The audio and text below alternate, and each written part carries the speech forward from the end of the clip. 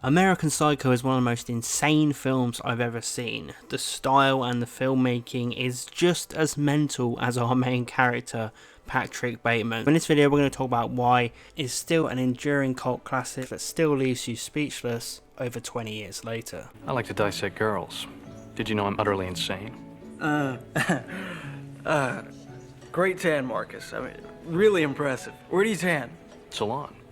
This video was requested by channel member John Eastwood. If you're interested in requesting what I review on the channel, please consider becoming a channel member by pressing the join button. And if you just want to support the channel, you can select a lower tier as well. So American Psycho of course tells the story of Patrick Bateman, a New York City investment banker played by Christian Bale. The film is based on the 1991 novel of the same name by Bret Easton Ellis, and the film is directed by Mary Harron. This film is just a stunning piece of work, it really is. Obviously led by Christian Bale's dominant, fearless, rock and roll performance, there is just so much bizarre oddness, weirdness to this film. Immediately when it starts, you know something's not right, and you're just on a knife edge for the entire film. Obviously it's very much so poking fun at the corporate world and the disillusionment and oddness of people who get into that world and that's all they have is money and superficial relationships, and all they care about is their work. It's about the disconnected and uncaring fakeness of it. Obviously the close-ups of fake smiles, people saying the right thing to each other, what they don't really mean, moral grandstanding, but no one really stands for anything. And slow down the nuclear arms race, stop terrorism, and world hunger. We have to provide food and shelter for the homeless. It is a film that's very empty at the core. It's a nihilistic film, but it's delivered in this energetic, electric, crazy, over-the-top way. So it's a film with so much life and so much crazy joy, even though it's such a dismal idea at the core. Christian Bale is just so good. He's so committed to this over-the-top but still believable performance. He's magnetic, you know, his charisma is just incredible in the role. And Christian Bale actually admitted that he based this performance on a fellow actor, Tom Cruise. And it is very Tom Cruise-esque, this performance. Listen, I cannot understand you! This is crazy! You're a fool! I can't cope with this stupid bitchy! Understand? It's a helpful unit. Good. Because for a minute there, I thought we were talking about a fucking mask! But I don't want to take anything away from Christian Bale, because I feel like he adds such a biting sarcasm and lack of empathy. You know, Cruise would have the outbursts and the electricity, but Christian Bale adds this just horrible seediness to the performance. Bale also cited Nicolas Cage as an influence, based on Cage's role in the similar movie actually, Vampire's Kiss. But I think where that film goes wrong is it's the journey of Nicolas Cage becoming a vampire, so it just crosses over into ridiculous. Whereas American Psycho keeps it really dark and horrible. Even though it's wild and mental and over the top, it doesn't go into supernatural territory, so it really is about the horror of the human soul and what people can do to each other and the desires and the horrible society we've kind of set up that doesn't really cleanse people's emotional needs and all that stuff. But there is a lot of Nicolas Cage mannerisms to the performance, I must say, and I feel like Vampire's Kiss would have worked if it was a bit more grounded like American Psycho. But those scenes where Nicolas Cage is wearing sunglasses in his office for no reason, that is repeated in American Psycho, so you can see that Christian Bale is really trying to channel those guys, Nicolas Cage and Tom Cruise. But I don't want to take away from Bale, because I actually think this is one of the best performances I've ever seen. It's just staggering. He completely becomes a character like you've never seen before. Garcia, yes?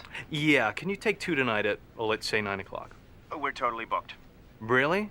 That's great. No, I said we are totally booked. 2 at 9? Perfect. See you then. So while obviously lots of serial killers lead a double life, and in this film, yes, he's technically leading a double life, but he doesn't really separate the two worlds. You know, the Patrick Bateman living his regular life is the Patrick Bateman who's killing people. He's just as insane in both worlds. And I feel like American Psycho is basically making a point of saying that that kind of life, that emptiness, that disconnected feeling that Bateman has in the corporate world is easily translated to being a serial killer, which is pretty crazy. And I feel this performance is very interesting because Christian Bale as an actor has never really gone this mental again. He's absolutely bonkers in this film, but he's gone on to prove his worth as a real dramatic, serious drama actor. But he grabbed people's attention with this initial surge of energy and madness. And I wonder whether he should have done it again, this sort of nutty role. But I like how he didn't in a way, because it's like a standalone moment, it makes it more special. You know, Tom Cruise has done a lot of crazy performances, but I like how Christian Bale kind of just did this one insane film that people still remember, still were fascinated by his performance, but then he went on to just do completely different stuff from that point onwards. I like it, it gives this film this interesting moment in time. There is nothing like American Psycho. There was nothing like it before, there's nothing like it since, and there's been no performance really like it since. Obviously the scene that blew everyone away and no one can forget to this day is where Patrick takes Jared Leto's character of Paul Allen back to his apartment and starts telling him about his love for Huey Lewis and the News. 87. Huey released this. 4. Their most accomplished album. I think their undisputed masterpiece is Hip to Be Square. A song so catchy, most people probably don't listen to the lyrics. But they should, because it's not just about the pleasures of conformity and the importance of trends. It's also a personal statement about the band itself. Hey, Paul! Ah! It's both hilarious and incredibly disturbing at the same time. You're glued to the screen. You've never seen a killer babe like this at all. And just his passionate analysis of music as he's preparing to do terrible deeds just completely throws you off from anything you've ever seen. And Christian Bale is on fire, and then he's just standing there with the blood on him. Such an ingrained image in people's minds when they think of this movie. And this is where the movie just ramps up and turns into something you've never seen before. That scene, that little moment of that murder is cinema history in my opinion. It's such a unique thing for this character, mixing normal interests with the build up to murder, using such an in-depth analysis of his music. He gets 2 women back to his apartment and he's talking about his love for the band Genesis. It's just so random, and the info he brings up is really interesting. The analysis he brings up is really good. He doesn't kill the women. So, you know, you literally are given that warning of, oh no, he's explaining music again, he's going to kill those women, and he doesn't do it. So you can't even predict when the film has allowed you in to its zany chain of events. And then there's another scene where he takes his secretary back to his apartment and again starts talking about music. And then he starts telling her, if you stay, something bad might happen.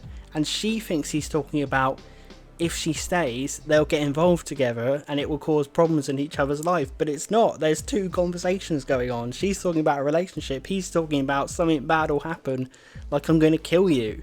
She's on the edge of finding out. It's an absolutely fascinating scene.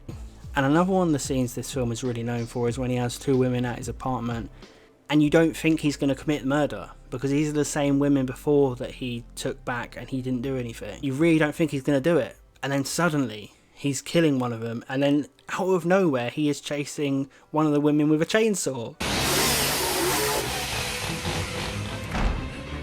I mean, this is insane. This is the most insane stuff I've ever seen on film, possibly. Christian Bale running naked, covered in blood, down a hotel lobby.